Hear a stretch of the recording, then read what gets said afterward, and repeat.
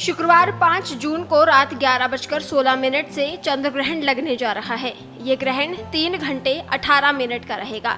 ये इस साल का दूसरा चंद्र ग्रहण है। धार्मिक कथाओं में ऐसी मान्यता है कि ग्रहण राहु और केतु नाम के अशुभ ग्रह के प्रभाव की वजह से होता है। चंद्र ग्रहण के दौरान केतु चंद्रमा को ग्रसित कर लेता है, जबकि सूर्य ग्रहण के दौरान राहु सूर्य को ग्रसित करता है। राहु और केतु एक असुर के शरीर के दो हिस्से हैं, जिसे सागर मंथन से प्राप्त अमृत के बंटवारे के समय भगवान विष्णु ने छल करने के कारण अपने चक्र से काट दिया था। सूर्य और चंद्र ने ही भगवान विष्णु को असुर का भेद बता दिया था।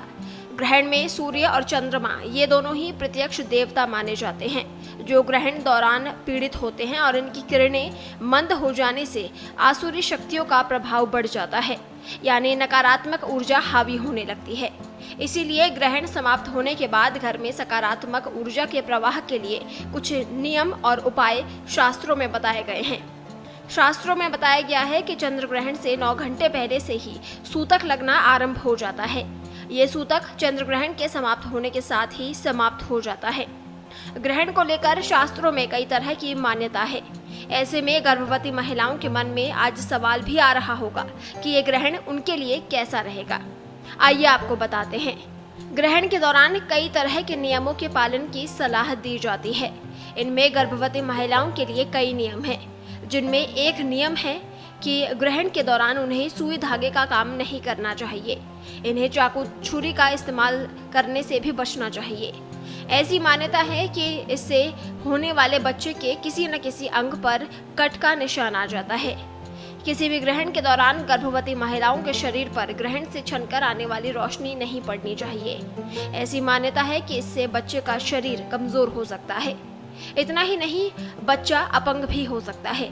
इसीलिए कहा गया है कि ग्रहण के दौरान गर्भवती महिलाओं को घर के अंदर ही रहना चाहिए। ग्रहण के दौरान गर्भवती महिलाओं को सीधा लेटकर सोना चाहिए। हो सके तो धार्मिक पुस्तकों का पाठ करना चाहिए, ईश्वर का ध्यान करना चाहिए। इससे बच्चे में अच्छे संस्कार आते हैं। लेकिन 5 जून को लगने वाले ग्रहण का प्रभाव गर्भ पर नहीं होगा, क्योंकि ये एक उपछाया ग्रहण है। इस ग्रहण के दौरान बरती जाने वाली सावधानियों को लेकर फिलहाल किसी भी गर्भवती महिला को चिंता करने की जरूरत नहीं है। इस ग्रहण के दौरान सूतक का विचार भी नहीं किया जाएगा। अब आपको बताते हैं कि ग्रहण के तुरंत बाद किसी को भी क्या करना चाहिए। पुराणों में चंद्र ग्रहण और सूर्य ग्रहण के बाद स्नान को बेहद आवश्यक बताया गया है। गुरुदेव योग वशिष्ठ ने लिखा है कि पुत्र जन्मनि यज्ञे च तथा सक्रमणे रवेः राहोर्ष्य दर्शने कार्य प्रशस्तम नान्यथा निशि। इसका अर्थ है कि यानी संतान के जन्म पर यज्ञ, सूर्य और चंद्र संक्रांति यदि रात में भी हो तो स्नान करके शुद्ध होना चाहिए। ग्रहण के वक्त वातावरण में खतरनाक किरणों के प्रभाव से कुछ अशुद्धियां हो जाती हैं, इसलिए स्नान करना जरूरी माना जाता है। एक बात का ध्यान रखें कि स्नान कपड़े पहनकर करें। शास्त्रों में नग्न स्नान करना वर्जित है। चंद्र ग्रहण के बाद घर की साफ सफाई करना बेहद जरूरी माना जाता है।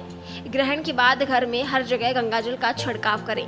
साथ ही पूजा स्थल को भी पवित्र करें और सभी मूर्तियों पर गंगाजल छिड़कें। उसके बाद पूजा करें और फिर से चंदन का टीका भगवान को लगाएं।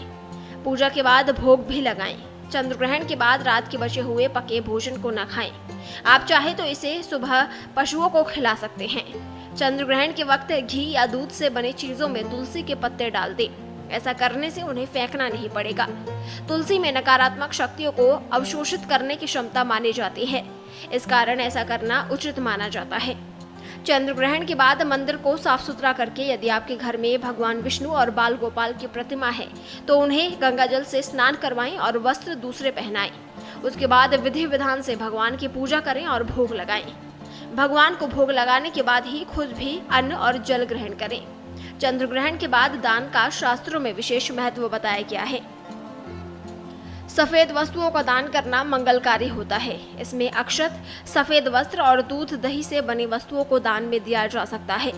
ग्रहण के बाद गुरुजनों, ब्राह्मणों और पुरोहितों और जरूरतमंदों को दान करना चाहिए।